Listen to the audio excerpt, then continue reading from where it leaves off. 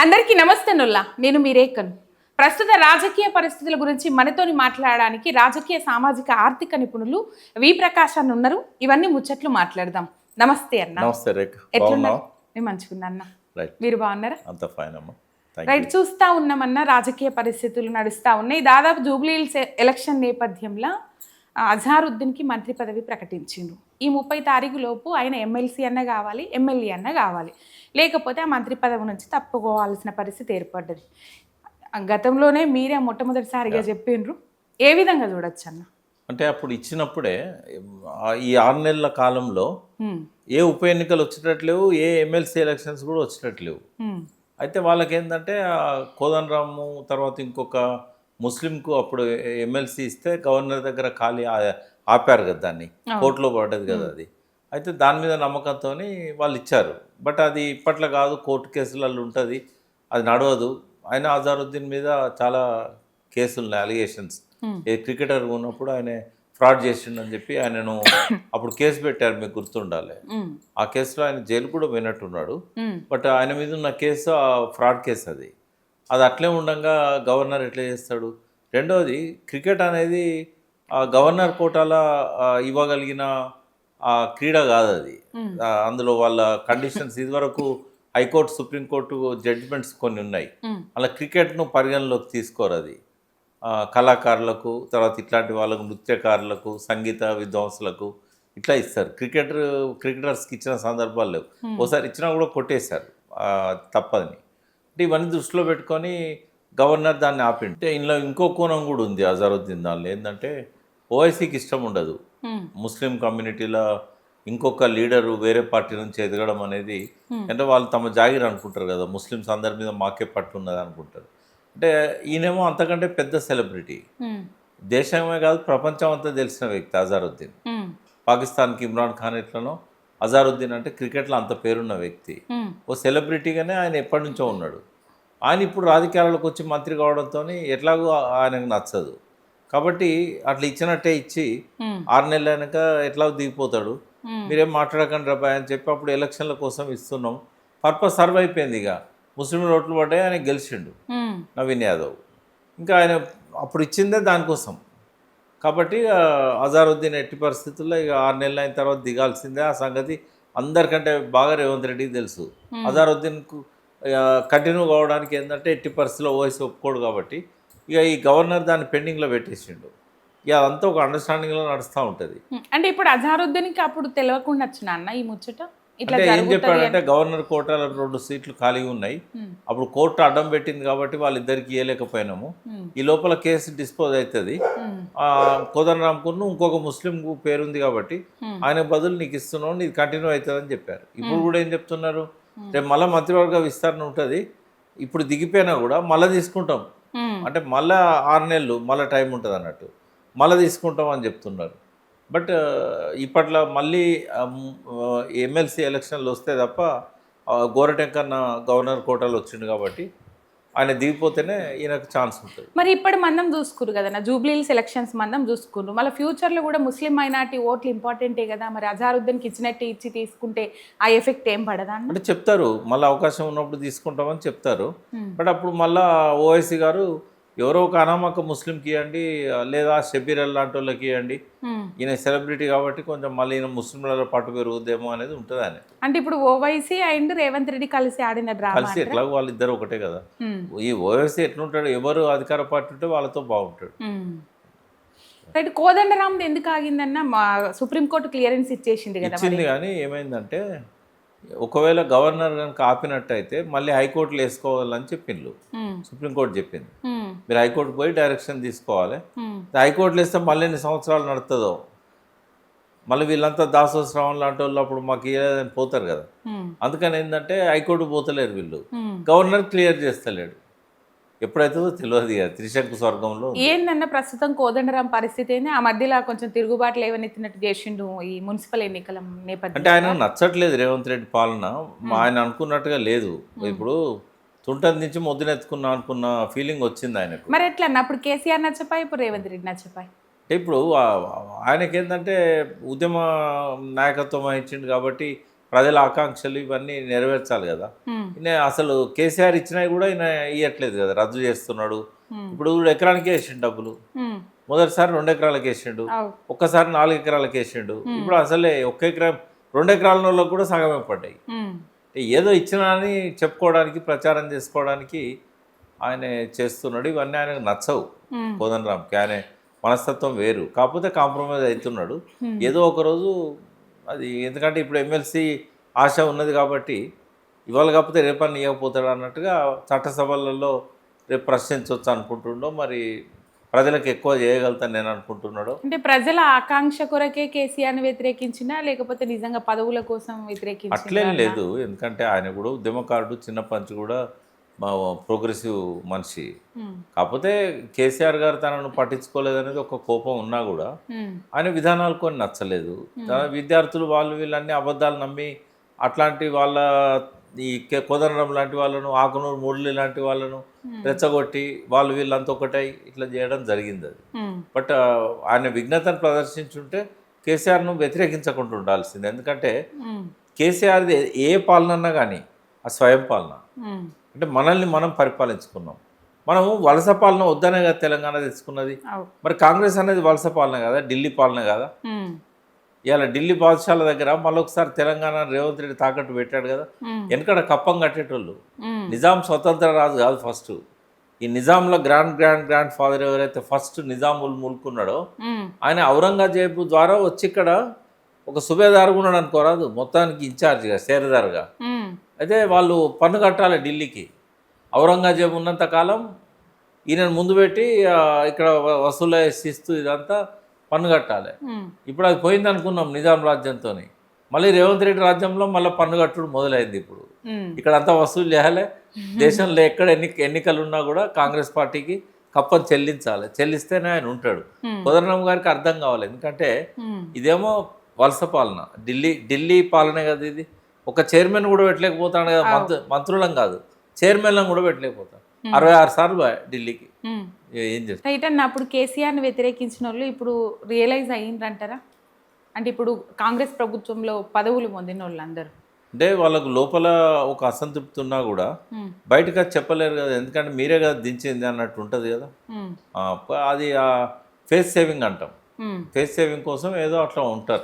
కానీ అన్న లోపల ఉన్న దాన్ని జర్రంతా పక్కకు పెట్టి రియలైజ్ అయ్యి మేమే తప్పు చేసినాం, పొరపాటు చేసినాం అని చెప్తే ప్రజలలో కూడా కొంచెం రియలైజేషన్. అది ఇంకేమొస్తుంది రియలైజేషన్? వాళ్ళకి ఆ మనసు లేదు. ఇట్లా మేము చేసిన తప్పని ఒప్పుకునే ఆ ఫేస్ సేవింగ్ కోసం వాళ్ళు అటే ఉంటారు. మొత్తం మీద ఇస్తారా అన్న ఇప్పుడు కోదండరాం రెడ్డికి? కోదండరాం ఇస్తే ఇవ్వచ్చు, కానీ అజారుద్దీన్కి అయితే ఆయన మీద కేసు ఉంది కాబట్టి ఇస్తారా లేదా మనం చెప్పలేము. రైట్ అన్న. అసెంబ్లీ సమావేశాలు నడుస్తూ ఉన్నాయి. 3వ బడ్జెట్ ప్రవేశపెట్టిండ్రు. దాంట్లో చాలా వర్గాలకు అంటే పోయిన తాప ప్రవేశపెట్టిన బడ్జెట్లో కనీసం 25% కూడా ఖర్చు పెట్టలే. పెట్టుడు వరకే ఉన్నది, దాంట్లోకి వెళ్ళి తీసి ఖర్చు పెట్టుడు అయితే లేదు. ఈసారి కూడా బడ్జెట్ ప్రవేశపెట్టిరు. బీసీలకు అన్యాయం చేసిండ్రు, ప్రధానంగా బీసీలకు దోకా చేసిండ్రని ముచ్చటిన పడుతూ ఉన్నది. ఏం చెప్తారన్న మీరు? అంటే పోయినసారి బడ్జెట్ది వచ్చేసరికి తెలుస్తుంది, ఎందుకంటే ఇంకా మార్చి అయిపోలే కదా. 24-25 ఇప్పుడు తెలుస్తుంది. అయితే హరీష్ రావు గారు చెప్పిన ఫిగర్స్ చూసినట్టయితే, నేను ఎకనామిక్ సర్వేని చదవలేదు కానీ ఆయన చెప్పిన రిపోర్ట్ ప్రకారం ఏంటంటే గ్రోత్ రేట్ అనేది బాగా పడిపోతూ ఉంది. మనకు ఆర్థిక పురోగతి అనేది రివర్స్లో ఉంది. డబుల్ డిజిట్ ఉండాల్సింది సింగిల్ డిజిట్లకు వచ్చింది. అందులో కూడా చాలా తక్కువ ఉంది, 6%, అంతకుముందు 4%. ఇప్పుడు కమర్షియల్ అంటే ఇప్పుడు ట్యాక్సెస్లో గ్రోత్ రేటు, ట్యాక్స్ వసూళ్లలో గ్రోత్ రేటు. కాబట్టి ఈ విషయాలు మీరు చూసినప్పుడు ఏంటంటే పాలన అనేది గాడి తప్పింది.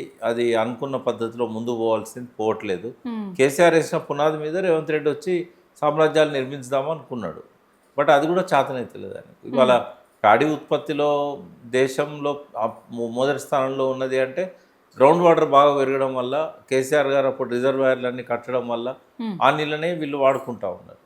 కాబట్టి ఈయన కొత్తగా రూపాయి ఖర్చు పెట్టింది లేదు ప్రాజెక్టులకు కానీ వీటికి కానీ. మరి ఎట్లా పెరిగింది అంటే అంతకుముందు వేసిన పునాది. ట్యాక్స్ రెవెన్యూ విషయంలో కూడా అప్పుడు అదివరకు 29,000 కోట్లు 56 ఏళ్ళల్లో 57 ఏళ్ళల్లో పెరిగితే 0 నుంచి 29,000 కోట్లు. బట్ కేవలం కేసీఆర్ ఉన్న 9.5 సంవత్సరాల్లో 1,12,000 కోట్లకు పోయింది. జిఎస్డిపి పెరిగింది, దాదాపు 3.5 లక్షల కోట్ల నుంచి 13.5 లక్షల కోట్లకు పోయింది. అది పెరుగుతూ ఉంటుంది, ఇప్పుడు 16 లక్షల కోట్లు అయింది. అట్లా తలసరి ఆదాయం కూడా ఇప్పుడు 96,000 రూపాయలు ఉంటే 3.5 లక్షలకు పెరిగింది. కొత్త ఇప్పుడు ఆ గ్రోత్ పెరగాలి, కానీ అది పెరుగుతలేదు. తర్వాత కొత్త పరిశ్రమలు రావట్లేదు, కొత్త ఐటీ ఉత్పత్తులు జరగడం లేదు, ఐటీ కంపెనీస్ కొత్తగా వచ్చినా ఏం లేవు. అంటే ఎక్కడిదక్కడ మందగించింది. కొత్తగా ఈ సంవత్సరం వర్షాలు పడకపోతే దేశంలో నంబర్ 1 ఉన్నది 7వ స్థానానికి 8వ స్థానానికి పడిపోతుంది. తలసరి ఆదాయంలో నంబర్ 1గా ఉండే కేసీఆర్ అప్పుడు, ఇప్పుడు 6వ స్థానానికి పడిపోయింది. ఇదంతా రేవంత్ రెడ్డి ఘనకార్యం. రియల్ ఎస్టేట్ ఆయన నాకు రియల్ ఎస్టేట్ తెలుసా అని అన్నాడు కదా, నా వృత్తే అది, నా ప్రొఫెషనే అది అని. అది కూడా చేసుకోలేకపోయాను. అందులో కూడా మనం ఎక్కడికో పడిపోయాను. ఇలా 4-5 లక్షల ఫ్లాట్స్, అపార్ట్మెంట్స్ ఖాళీగా ఉన్నాయి, ఎవరు ధైర్యం చేయట్లేదు. రియల్ ఎస్టేట్ పోవడంతో సామాన్యుల జీవన ప్రమాణాలు తగ్గినాయి. ఎందుకంటే ప్రతి ముగ్గురులో ఒకరు రియల్ ఎస్టేటే చేస్తారు, ఎవరి ఇల్లు గడుస్తలేదు. బీసీలకు సంబంధించి బడ్జెట్ అంటే బీసీలకు అన్యాయం చేసింటూ సగం కూడా ఖర్చు పెడతలేరు అని చెప్పేసి కామారెడ్డి డిక్లరేషన్లు ఏం చెప్పారంటే బీసీలకు సబ్ ప్లాన్ పెడతామని అన్నారు. తర్వాత ఈ 5 సంవత్సరాల్లో 25 వేల కోట్లు బీసీలకు ఖర్చు పెడతామని చెప్పారు. కనీసం 5,000 కోట్లు కూడా పెట్టిన పరిస్థితి లేదు ఈ మొత్తం 2.5 సంవత్సరాల్లో. అంటే ఏడాదికి 20 కోట్లు అని చెప్పినట్టు గుర్తు నాకు, సబ్జెక్ట్ టు కరెక్షన్. అటువంటిది మొత్తం ఈ 2.5 సంవత్సరాలు గడిచిపోతా ఉంది, పెట్టింది ఏం లేదు. పెట్టింది కూడా ఖర్చు చేయరు, ఆ సగం కూడా ఖర్చు చేయరు, మళ్ళీ డైవర్ట్ చేస్తూనే ఉంటారు. కాబట్టి బీసీల పట్ల ఒక వ్యతిరేక ధోరణి కాంగ్రెస్ పార్టీ అనుసరిస్తూ ఉంది.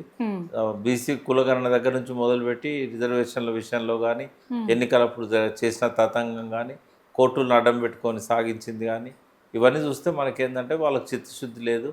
వాళ్ళు ఏ డిక్లరేషన్ కూడా అమలు చేస్తలేదు. బీసీ డిక్లరేషన్ ఒకటే కాదు, ఎన్నైతే చెప్పినలో ప్రియాంక గాంధీ, సోనియా గాంధీ, రాహుల్ గాంధీ ఏ ఒక్కటి కూడా అమలు చేస్తలేరు. రైట్. ఒక ముదిరాజులకు సంబంధించి చూసుకున్నట్లయితే, అంటే చేపల పంపిణీ, రొయ్యల పంపిణీ చూసుకున్నట్లయితే వాళ్ళ మీద ఒక 120 కోట్లు ఖర్చు పెడితే వాళ్ళకు వచ్చే ఆదాయం 3,000 కోట్ల రూపాయలు.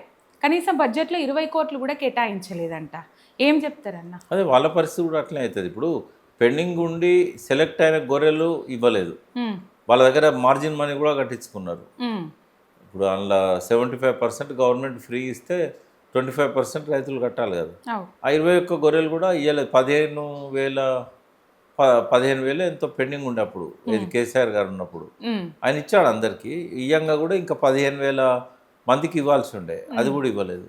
దళిత బంధు సెలెక్షన్ అయిన వాళ్ళది కూడా ఇవ్వలేదు, సెలెక్షన్ అయిన వాళ్ళది, షార్ట్ లిస్ట్ అయిన వాళ్ళది, వాళ్ళది కూడా ఇవ్వలేదు. అంటే ప్రతి సంవత్సరం కొంతమందికి ఇస్తామని చెప్పి ఆ కేసీఆర్ దిగిపోయే టైంలో ఇంకా ఫైనాన్షియల్ ఇయర్ అయిపోలే కదా, డిసెంబర్లో కదా ఆయన దిగిపోయింది. మార్చి దాకా 15,000 మందికి ఇవ్వాల్సి ఉండే, ఇవ్వలేదు. ఒక్క కొత్త డబుల్ బెడ్రూమ్ కట్టలేదు. అప్పుడు వాళ్ళు కట్టినాయి, ఇప్పుడు వీళ్ళు అలాట్ చేస్తుండ్రు మూసి బాధితులకు కానీ ఇతరులకు కానీ. ఒక్కటి కొత్తగా వాళ్ళు కట్టలేదు. 1 ఎకరానికి నీళ్ళు ఇచ్చే కొత్త ప్రాజెక్టు కట్టలేదు. పాత ప్రాజెక్టులు డబ్బులు పెట్టట్లేదు. ఎంతసేపు మాటలు చెప్పుడు, మరి డబ్బులన్నీ ఎక్కడ పోతున్నాయి? 3 లక్షల మళ్ళీ అప్పయింది, మళ్ళీ 3 లక్షల కోట్లు అప్పయింది. ఎందుకు వాగ్దానాలు హామీలు అమలు చేయట్లేదని ఒక ఢిల్లీలో ఓ ఛానల్ అడిగితే అంత కేసీఆర్ అప్పులకుప్ప చేసిండే, మరి నువ్వు అదవరకు తెలియదా నీకు? అప్పుడు అదివరకు అలవి కానీ హామీలు ఇస్తున్నారు అని చెప్తే మేము 50 ఏళ్ళు దేశాన్ని పరిపాలించిన వాళ్ళం, మాకు తెలియదా ఎట్లా పరిపాలన చేయాలనో, ఆర్థిక వనరులు ఎట్లా పెంచాలనో అన్నాడు. అది ఇప్పుడేమో కేసీఆర్ మీద దోస్తుంది. ఈ అంశము బీసీలకు సంబంధించిన అంశం అసెంబ్లీలో లేవనెత్తినప్పుడు కనీసం బీసీలకు మంచి చేద్దామన్న ఆలోచన కూడా మీ బీఆర్ఎస్ ప్రభుత్వంలో ఉన్నప్పుడు లేకుండే కదా అని మళ్ళీ రివర్స్. బీసీలకు ఎంతో కొంత ప్రయోజనం అలానే జరిగింది. ఎందుకంటే ఇంకొక 5 ఏళ్ళు ఉంటే అందరికి వచ్చునేమో. బట్ ఒక్కొక్క పథకం, బర్రెలు ఇచ్చారు, గొర్రెలు ఇచ్చారు, చేపలది కేసీఆర్ గారు మొదలుపెట్టాడు, ఉచితంగా చేప పిల్లలు వేయడం అనేది. వీటితో పాటుగా అనేక పథకాలు. రైతులంతా కూడా బీసీలే ఉంటారు ఎక్కువ. ఎవరో సంపన్న రైతులు, అగ్రకులాల వాళ్ళు కొందరు ఉన్నా కూడా ఇప్పుడు అదివరకేమో ఒక కాపుల వ్యవసాయం చేసేది. ఇప్పుడు కాపులు వాళ్ళ బిడ్డల పెళ్ళిళ్ళకో రకరకాల అవసరాలకో అప్పుల కిందనో భూములు అమ్ముకుంటే అలా యాదవులు కొన్నారు, గొల్ల కుర్మలు కొన్నారు, తర్వాత గౌడ్స్ కొన్నారు. మా ఊరు ఎక్కువ కలాల్సి ఉంటారు, గౌడ్స్ ఎక్కువ ఉంటారు. మా ఊర్లో మేము భూములు అమ్ముకున్నాం, గౌడ్స్ ఎక్కువ భూములు కొన్నారు. ఆడ గొల్లలు కూడా భూములు కొన్నారు. ఎందుకంటే గొల్లల వృత్తి మేకలు గొర్రెలను పెంచి అమ్మడం. వెనకట్లాగా కుర్మలకు కంబలు చేసేది లేదు ఇప్పుడు. కానీ కంబలు వృత్తి పోయినా కూడా గొర్రెలు మేకలు అయితే పెంచుతాళ్ళు అమ్ముతున్నారు. కేసీఆర్ ఇచ్చిన గొర్రెల వల్ల కూడా ఇన్కమ్ పెరిగింది వాళ్ళకు. అట్లా గౌడ్స్ 24 గంటలు 365 రోజులు కళ్ళు దొరుకుతుంది మా ఊళ్ళో. కాబట్టి వాళ్ళు టూరిస్టులు వస్తారు రామప్పకు, వచ్చినప్పుడు అక్కడ కళ్ళు మడువాలు ఉంటాయి, వాళ్ళకు ఆదాయం ఎక్కువ ఉంటుంది. అదే కాపులు అమ్ముకుంటే వాళ్ళు కొనేటోళ్ళు. కాబట్టి ఇవాళ వ్యవసాయం అంటే అందరిది, ఒక్క కాపులదే కాదు. కాబట్టి వాళ్ళకి రైతు బంధు రకరకాల స్కీమ్ల వల్ల నీళ్ళు ఇవ్వడం వల్ల అందులో కూడా మంచి పంటలు పండి ఆదాయం పెరిగింది. కాబట్టి కేసీఆర్ పీరియడ్లో బీసీలను చిన్నచూపు చూశారనేది సగం సత్యం సగం అసత్యం. ఎందుకంటే చెప్పిన ఆయన చేయలేదు కాబట్టి సగం అసత్యం, సగం సత్యం సగం సత్యం. కొన్ని అన్ని ఇచ్చాడు కాబట్టి వాళ్ళు చెప్పేది సగం అసత్యం. కేసీఆర్ పీరియడ్లో బీసీలకి ఇది చేస్తే ఇంకా బాగుండునేమో అన్న ఆలోచనలల్లో ఏం చెప్తారన్న? ఒక 2-3 అట్లా. అంటే ఆయనకు ఇంకా టైం కావాల్సి ఉండే. ఎందుకంటే ఎవరైనా ఒక 10 ఏళ్ళ పీరియడ్లోనే మొత్తం 50 ఏళ్ళ విధ్వంసం నుంచి బట్టగట్టిస్తాడు అంటే సాధ్యం కాదు, ఎవరున్నా కాదు అది. ఇప్పుడైతే తిరోగమనమే ఉంది. ఆయన ఉన్నాడు కాబట్టి కనీసం ఆ మేరకైనా చేయగలిగాడు. ఇంకో 5 ఏళ్ళు ఉండుంటే ఆయన ఏవైతే బీసీల విషయంలో ఆలోచించిండో అవన్నీ అమల్లోకి వచ్చేటి. రైట్ అన్న. ఇది ఇట్లుంటే మూసీ సుందరీకరణ విషయం, అంటే మూసీ శుద్ధీకరణ మొదలుపెట్టిందే కేసీఆర్. మొన్న వీడియోలు కూడా అసెంబ్లీలో రేవంత్ రెడ్డి చూపెడతా ఉన్నాడు. వేరేటోళ్ళకి అవకాశం లేదు కానీ వాళ్ళకు ఉన్నదంట, చూపెట్టిను. ఈయననేమో అప్పుడేమో 16,000 కోట్ల బడ్జెట్తోని మూసీ శుద్ధీకరణ అని మొదలుపెట్టిండ్రు కేసీఆర్. ఇప్పుడు దాన్ని 150,000 కోట్ల రూపాయలు పెంచి సుందరీకరణ నా తెలియదు, శుద్ధీకరణ నా తెలియదు, ఏది తెలియదు, ఏది క్లారిటీ లేదు. డిపిఆర్లు కూడా ఇంకా తయారు కాలేదు. ఈ ఇద్దరిట్లలో ఎవరి ఆలోచన కరెక్ట్ అని అనుకుంటారన్న? కేసీఆర్ గారు శుద్ధీకరణ చేయాలనుకున్నాడు, ఎవరి ఇండ్లు కూడా కూలగొట్టాలని అనుకోలే. ఒక లైన్ గీశారు, 8,000 ఇండ్లు ఆ లైన్ లోపల ఉన్నాయి, వాళ్ళను ఈ దగ్గరలోనే ఇండ్లు కట్టించేసి అందులో షిఫ్ట్ చేయాలనుకున్నారు. కానీ ముందు దానికి ప్రాధాన్యత ఇవ్వద్దు మనం, ముందు వాళ్ళకి ఏంటంటే ఈ నీళ్ళ వాసన కంపు పోవాలి కాబట్టి ఐడెంటిఫై చేశారు. ఒక 70 నాలాలు, అంటే చెరువులు కావచ్చు నాలాలు కావచ్చు, మూసీలోకి మురికి నీరు వచ్చేటి 54 ఐడెంటిఫై చేశారు. బట్ 70 దాకా ఎస్టీపీలు కావాలనుకున్నారు. అందులో 31-32 ఎస్టీపీలకు 3,600 కోట్లు పెట్టారు. కుత్బుల్లాపూర్, కూకట్పల్లి, షేర్లింగంపల్లి ఈ నియోజకవర్గాలలో మూసి ప్రక్షాళన చేయాలనుకున్నారు. కొంత రాజేందర్ నగరు.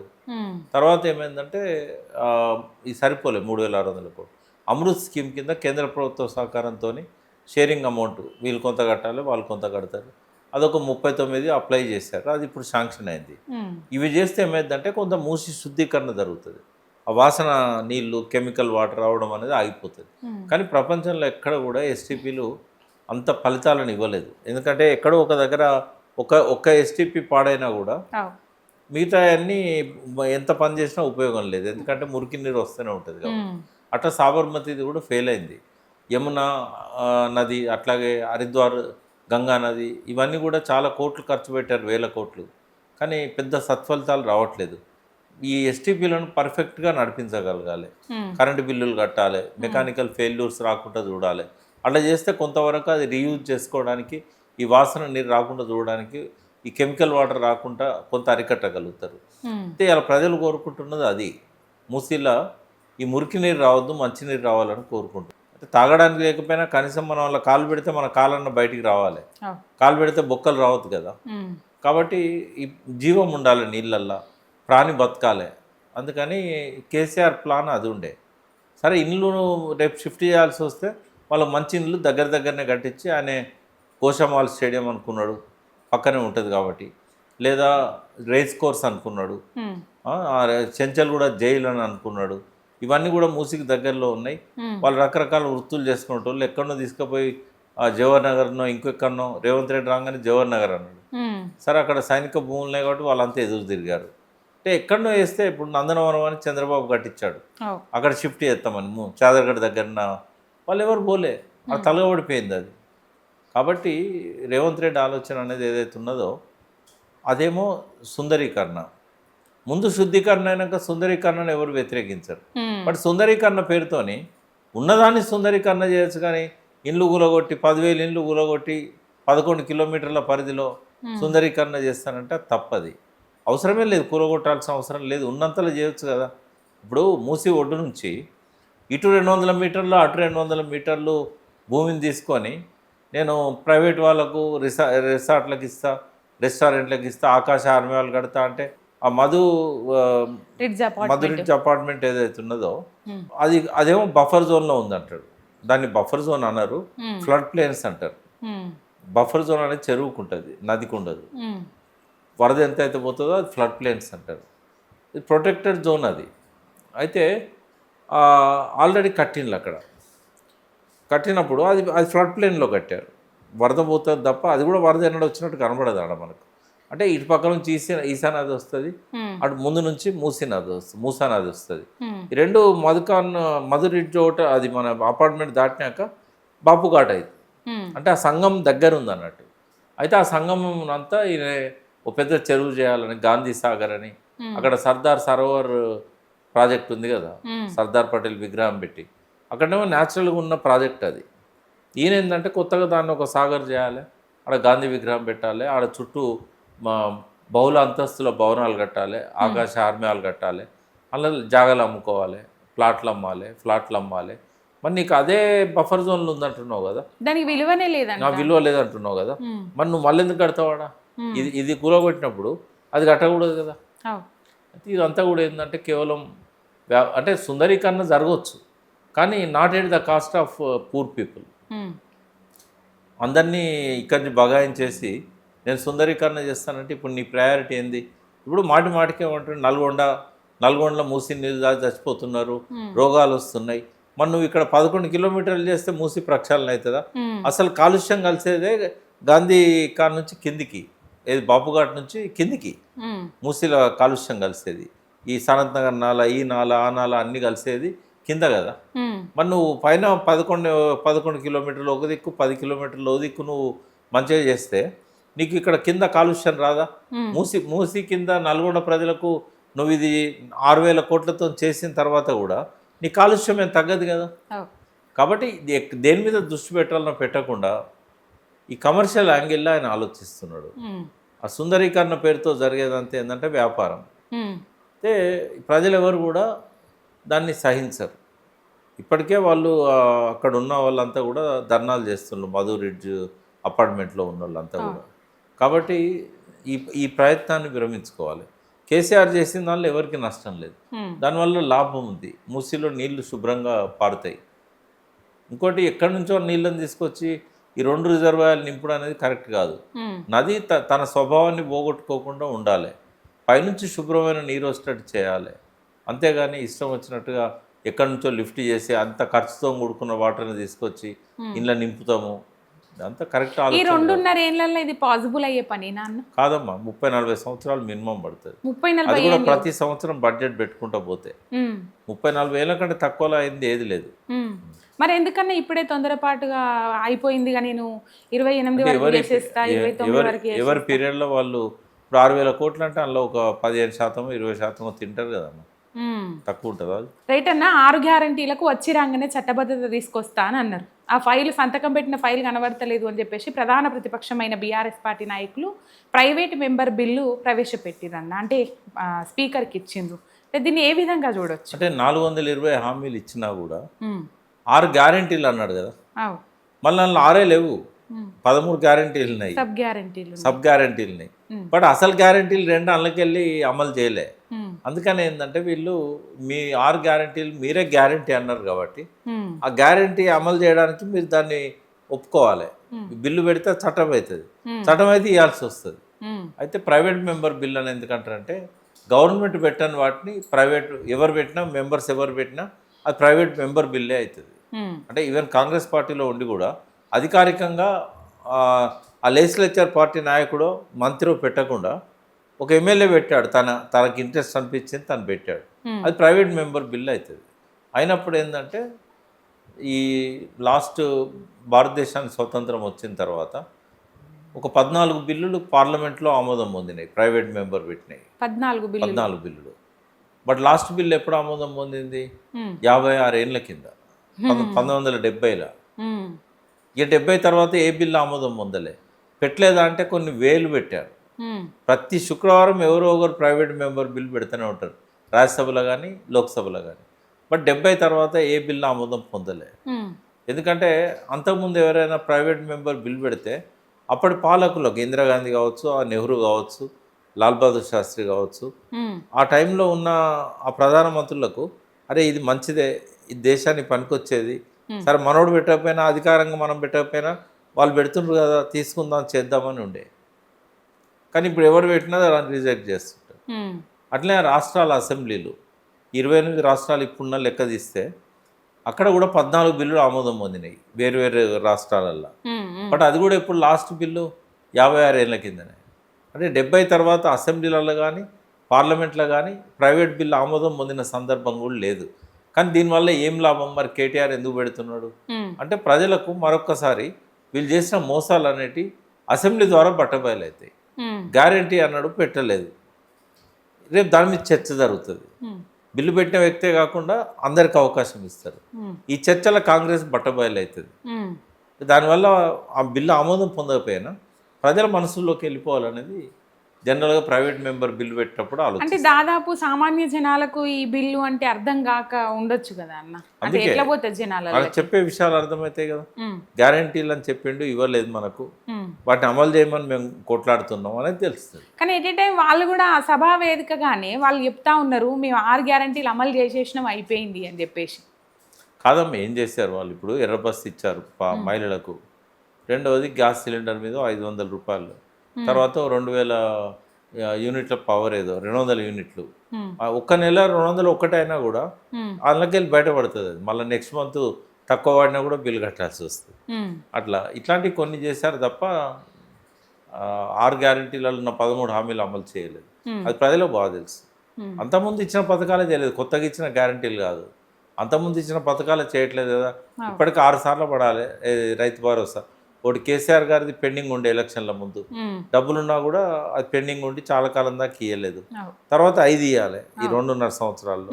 ఎక్కడ ఇచ్చిందమ్మా? ఇప్పుడు ఖరీఫ్కు ఇవ్వాల్సిన టైం వచ్చింది, యాసంగి ఇవ్వలేదు.